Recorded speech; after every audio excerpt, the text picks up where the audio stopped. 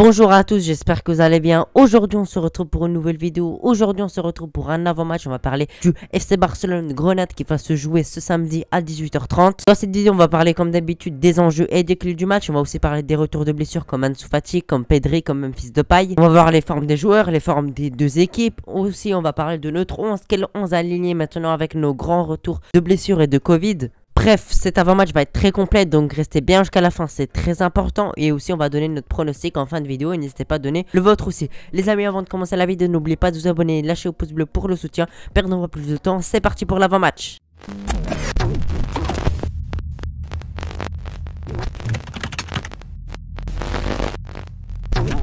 Les potes, on va commencer par les enjeux. Déjà, vous savez qu'on est sur une bonne dynamique, on est sur plusieurs victoires de suite, mais la forme des équipes, on va voir, c'est un peu plus tard, mais on enchaîne des victoires en Liga et même en Coupe du Roi, on a gagné notre dernier match de 1 malgré que c'était compliqué, on s'est quand même imposé. Il va falloir se ressortir de ce match avec une victoire, avec les 3 points de Grenade de là-bas, parce qu'on joue pas à domicile, on joue encore une fois à l'extérieur. On commence à enchaîner les victoires à l'extérieur, on commence à jouer souvent à l'extérieur, donc les prochains matchs vont être plus tranquilles parce qu'on va jouer plusieurs fois au Camp Nou. Ça c'est une bonne chose, donc il va falloir encore s'imposer à l'extérieur et je trouve qu'on est de mieux en mieux à l'extérieur. La saison dernière on était une des équipes qui a gagné le plus à l'extérieur et j'espère qu'on va continuer sur ça et qu'on va enchaîner les victoires à l'extérieur comme celle face à Mallorca.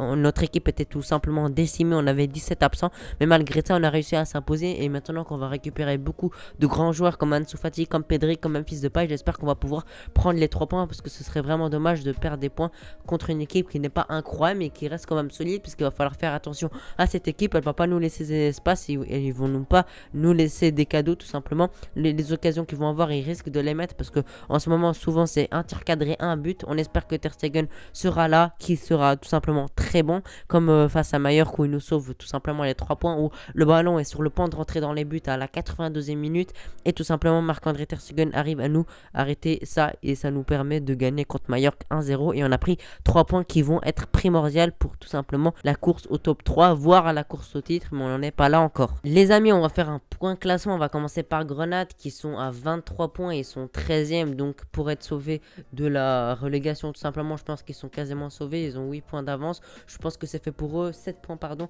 mais en tout cas voilà, c'est pas une équipe qui descend souvent en deuxième division, c'est une équipe qui est bonne, une bonne équipe de milieu de tableau et nous on est 5e avec 31 points, avec 1 point de retard sur l'Atlético Madrid et 2 points de retard sur le Betis Séville, donc ça c'est une très bonne chose. On se rapproche petit à petit du top 4 et si on réussit à gagner ce match et que l'Atlético perd des points, on pourra tout simplement passer 4e et si le Betis Séville perd, on peut passer 3e. Donc là on monte de plus en plus en puissance. On disait voilà, il y a certains supporters madrilènes qui disaient allez, on va même pas terminer 6e, on va être 7e, 8e, voire je sais pas 10e. Il y a même des madrilènes qui disaient ça, mais on voit qu'on monte en puissance et qu'on réussit à prendre plusieurs fois les 3 points même contre des équipes compliquées. On a failli gagner aussi contre le Betis Séville, le Séville pardon, Séville tout court, on a fait on a failli s'imposer. Donc bref, en tout cas c'est pour dire qu'on monte en puissance, il faut pas arrêter cette bonne dynamique parce que on est sur une dynamique positive, il va pas falloir la stopper. Bref les amis, maintenant on va passer sur la forme des deux équipes. Les amis, maintenant on va passer aux formes des deux équipes. On va commencer par celle de Grenade. Ils ont gagné 2-1 contre le Deportivo Alavés, ils ont fait 1-1 contre Cadiz, ils ont perdu en Coupe du Roi au deuxième tour contre Mancha Real, c'est une petite équipe de coupe d'Espagne tout simplement. Ils ont gagné 4-1 contre Mallorca, ils ont perdu, non gagné même, gagné, c'est assez surprenant, ils ont gagné 2-1 contre l'Atlético Madrid et ils ont fait 0 contre Elche. Donc franchement leur équipe pour une équipe de milieu de tableau c'est assez bon. Ils ont battu Alavés, ils ont battu Mallorca, ils ont réussi à s'imposer face à l'Atlético Madrid, donc ça c'est vraiment incroyable. Ils battent une des meilleures équipes d'Espagne, même s'ils vont de moins en moins bien. L'Atlético Madrid ça reste une grosse équipe, ils ont un gros effectif et ils ont réussi quand même à gagner 2-1, donc franchement c'est une équipe assez solide. Il va falloir faire attention à eux parce qu'ils vont pas venir en mode touriste ou quoi, ils vont essayer de s'imposer, voire de chercher un point. Ce serait déjà une bonne chose de chercher un point contre le Barça. Les amis, maintenant on va passer à la forme du Barça. On va commencer par le match contre Elche. On a gagné 3-2, c'est le match où on a marqué très rapidement 2 buts en première mi-temps, puis on s'est fait remonter 2-2 très rapidement aussi, et après on a réussi à s'imposer grâce à un but de Nico pardon. On avait vraiment fait un super match, dommage qu'on s'est pris ces 2 buts. On a fait un 1-1 contre Séville, franchement c'était un très gros match de notre part, c'est même un de nos meilleurs matchs sous Xavi, franchement un très beau match. On a bien contrôlé le match tout simplement, on s'est créé des occasions, malheureusement on n'a pas réussi à s'imposer, mais franchement on a fait un très beau match et on méritait de gagner, donc je suis vraiment satisfait de ce match malgré qu'on n'ait pas réussi à gagner. On a gagné 1-0 contre Mallorca Mayer contre une équipe de bas de tableau. Malgré 17 absents, on a réussi à s'imposer, donc c'est aussi une bonne chose. Il faut pas voir le négatif parce qu'on avait quasiment... En fait, notre équipe était tout simplement décimée, mais on a réussi à s'imposer. Puis contre le Linares Deportivo, on a gagné 2-1, on perdait 1-0, on a réussi à remonter la pente. Malgré qu'ils sont en 3ème division, on a été en difficulté, mais franchement, on avait très peu de joueurs, notre effectif n'était pas incroyable, mais on a réussi quand même à s'imposer. Maintenant, on va affronter Grenade ce samedi 8 janvier à 18h30. Les amis, maintenant, on va passer aux clés du match, tout simplement. Ça va être les retours de blessures parce qu'on va vraiment en avoir beaucoup et je vais vous les citer tout de suite. Les amis, Xavi pourrait récupérer jusqu'à 9 joueurs pour le match. Ça va être tout simplement Ansu Fati, Pedri, Gavi, Depay, Abdé et Ferran Torres entre autres. Donc tout simplement on va récupérer beaucoup de joueurs comme Ferran Torres, il va falloir réussir à l'inscrire, peut-être il sera là, peut-être il sera pas là. Abdé qui revient de Covid, Memphis Depay qui revient de blessure, Gavi qui revient de Covid, Pedri qui revient de blessure et Covid il me semble, et Ansu Fati qui revient de blessure tout simplement. Donc si on récupère ces joueurs, on va réussir à récupérer 2 buteurs ou un ailier, un buteur comme vous voulez, qui sont Ferran Torres qui va être inscrit et Fati qui revient de blessure.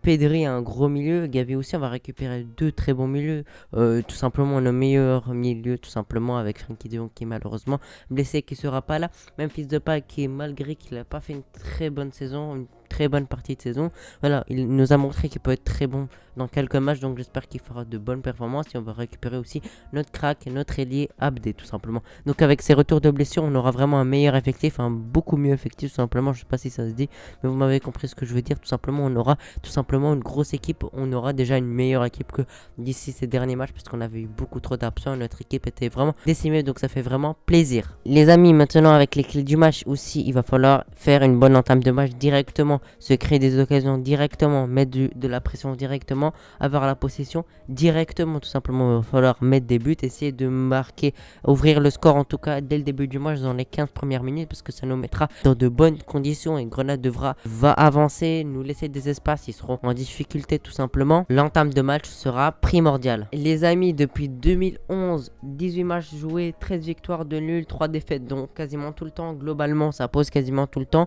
Même si on a perdu 3 matchs, je pense que ça fait longtemps où il y a... Franchement, je me rappelle plus des défaites tellement que c'est il y a longtemps, peut-être 3-4 ans, voire plus. Mais en tout cas, on s'impose quasiment tout le temps face à Grenade. C'est pas une équipe dont on a beaucoup de difficultés pour s'imposer face à eux. Donc voilà, franchement, dans les 18 derniers matchs, il y a 13 victoires, donc on peut être confiant sur ça. Alors les amis, on peut voir dans les 5 derniers matchs maintenant plus précisément, il y a eu 1-1 contre Grenade, vous le savez bien. Une défaite de 1, je me rappelle plus, mais ok, il y en a eu une, mais franchement, à part ça, il y a quasiment eu aucune défaite. Les restantes, les autres défaites, c'est vraiment il y a très longtemps, il y a eu un 3-5 du côté du Barça, je me rappelle de ce match en Coupe du Roi, un 4-0 et un 1-0. Donc globalement on s'impose, mais on peut faire des nuls, on peut faire des défaites, donc il faut faire attention, il ne faut pas venir avec trop de confiance, même si on viendra avec la confiance, mais il ne faut pas qu'on en ait trop parce qu'on risque de se faire surprendre pardon, parce que c'est pas une équipe de clowns, c'est une bonne équipe de Liga. Les potes, on va passer maintenant à mon 11 idéal avec les retours de blessures, avec les retours de Covid. C'est parti. On va commencer au goal tout simplement. Marc-André ter Stegen qui va nous faire beaucoup de bien, qui nous a fait un grand retour face à Mayer, qui nous a vraiment montré que voilà, c'était ter Stegen parce que franchement ces derniers mois on n'était pas ouf. J'espère qu'il sera encore décisif dans ce match et on a vu que Neto c'est vraiment une catastrophe. C'est vraiment un niveau amateur face à Linares. Donc je suis vraiment très content que Neto retourne sur le banc et que ter Stegen reprend sa place. Maintenant on va passer à la défense les amis. En charnière centrale tout simplement, Eric Garcia, Piqué. Tout simplement, vous me direz pourquoi Piqué parce qu'il a fait un très bon match contre Linares et surtout que Araujo est blessé. Donc tout simplement il va falloir le remplacer. Cette blessure nous fait beaucoup de mal, apparemment c'est quelques semaines ou quelques mois. J'espère vraiment que ça soit pas très long, quelques semaines ce serait déjà une bonne chose parce que il a une fracture au poignet il me semble, ou à la main, je sais pas exactement, mais en tout cas c'est une fracture et j'espère vraiment pas que ce soit plusieurs mois parce qu'il est vraiment très important dans notre défense. C'est vraiment un de nos meilleurs défenseurs tout simplement. Piqué et Eric Garcia, je pense que ça tiendra à la rousse pour ce match parce que Piqué a fait un très beau match. Eric Garcia a été assez correct sur le dernier match et sur les autres matchs tout simplement, il progresse petit à petit, les deux ont une très bonne relance, les deux sont deux joueurs très intelligents, donc je compte sur eux pour tenir leur place et de faire un très bon match. Maintenant on va passer aux latéraux les amis. À gauche tout simplement Jordi Alba, je suis pas très content de le mettre à gauche, mais bon les amis, Jordi Alba qui devra jouer tout simplement à gauche. Je vois pas Baldé prendre sa place tout simplement parce que j'ai pas l'impression qu'il a la confiance de Xavi. Voilà Jordi Alba qui a fait un match catastrophique, c'est un match honteux face à Linares, face à une équipe de 3ème division. Il a fait vraiment un match de la honte tout simplement. Il a été extrêmement nul, mais j'espère qu'il va se reprendre. J'espère qu'il fera pas un match aussi nul que face à Linares. C'est déjà compliqué de faire un match aussi nul vu sa prestation qui était catastrophique. Maintenant à droite les amis, je suis content de le mettre titulaire tout simplement. Dani Alves qui a fait son premier match face à Linares où il a fait un très bon match. En tout cas c'était un de nos meilleurs joueurs malgré ses 38 ans. Il est toujours très bon, c'est vraiment un très bon latéral droit. Franchement il sera très important pour ce match. Il n'y a pas de raison de ne pas le mettre titulaire parce qu'il a fait un très bon match. Il faut le récompenser de son très bon match les amis. Tout simplement je mets Dani Alves à droite parce qu'il pourra être vraiment très important dans ses centres, dans ses dribbles, dans son intelligence de jeu, dans son leadership. Franchement il a tout ce joueur et je vais le mettre titulaire. En tout cas pour moi je pense que ce sera aussi le cas de Xavi. Maintenant on va passer au milieu tout simplement. En numéro 6 Sergio Busquets qui a été le meilleur joueur du match en tant que milieu. En tout cas il a été très bon en tant que numéro 6. Franchement il nous a fait un match très bon, rien à dire là-dessus. Il a été très bon dans la relance, dans les passes pour casser des lignes, dans son intelligence de jeu, pour garder le ballon aussi en protection de balle, etc. Franchement, il a fait un très bon match et je suis très content de ce match. En plus, Frenkie de Jong est blessé, donc il pourra le remplacer et je pense que ce sera pas si mal que ça pour récompenser tout simplement Sergio Busquets qui nous a fait un très beau match. J'en suis content. On va passer au premier relayeur tout simplement. Nico Gonzalez, tout simplement Nico qui nous a fait un match assez bon dans les derniers matchs face à Osasuna, face à Elche. Franchement il nous a fait des très bons matchs. Franchement c'est un joueur très jeune qui a beaucoup de potentiel et qui nous fait des très beaux matchs et qui enchaîne les bonnes performances sans se blesser. Donc ça c'est une bonne chose. Je suis content qu'il est là, qu'il soit pas blessé, qu'il soit disponible parce que c'est vraiment un très beau milieu et il sera là pour être devant Sergio Busquets. Il sera accompagné d'un autre relayeur qui est Gavi qui revient de Covid et aussi de blessure il me semble. Je pense qu'il a plutôt le Covid mais bref en tout cas il revient. Je suis très content qu'il soit là parce qu'il a été quelques semaines absent. Il nous a beaucoup manqué pardon. Franchement un très bon joueur dans les dribbles, dans les passes, il sait marquer des buts. En tout cas ce sera vraiment un très bon milieu solide pour affronter Grenade et Pedri qui sera sur le banc, qui sera de retour et qui pourra rentrer en deuxième mi-temps parce que ça fait quand même quelques mois qu'il est blessé, donc il faut pas le presser, il faut pas le faire rechuter, donc il pourra rentrer quelques minutes pour reprendre le rythme et pourquoi pas reprendre sa place de titulaire. Maintenant on va passer à l'attaque. On va commencer par Ousmane Dembélé qui nous a sauvé face au match de Linares. Même si il n'a pas été incroyable, il a été vraiment décisif et il nous a permis de se qualifier.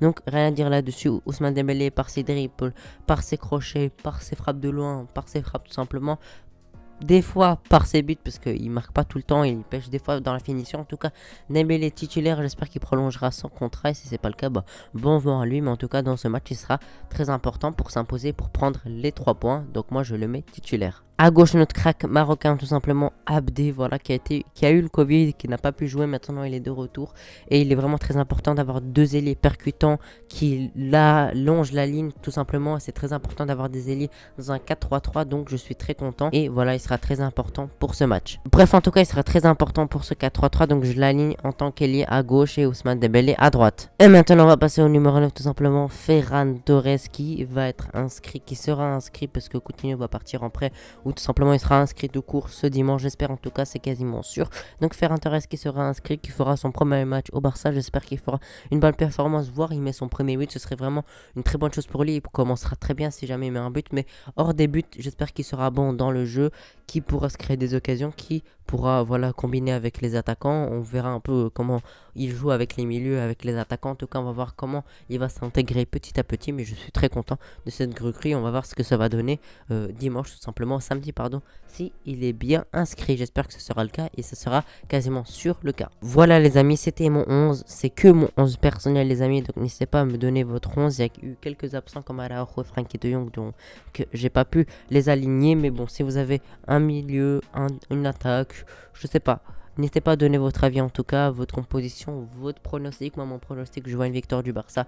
Allez, j'ai envie de dire 2-1. Je pense qu'on va s'imposer. Je pense qu'on va prendre ces 3 points, même si c'est compliqué parce que c'est à l'extérieur et qu'on joue contre une équipe assez bonne, même s'ils sont que 14e, pardon. En tout cas, j'espère qu'on va s'imposer. J'espère qu'on prendra les 3 points. J'espère que si Ansu Fati, voilà, rentre, tout simplement, il mettra des buts parce que, voilà, je ne l'ai pas mis dans 11 parce que tout simplement, il revient de blessure. J'ai peur qu'il rechute, mais en tout cas, voilà, j'espère qu'on va voir ce que ça va donner. Ferran Torres, Pedri. Tout simplement, on va voir ce que ça va donner ce match. Donc n'hésitez pas à vous abonner si ce n'est pas fait, de lâcher au pouce bleu. Je vous laisse ici, je vous souhaite une très bonne journée. Je vous remercie d'être resté jusqu'ici. Je vous souhaite une bonne journée ou soirée. Ciao.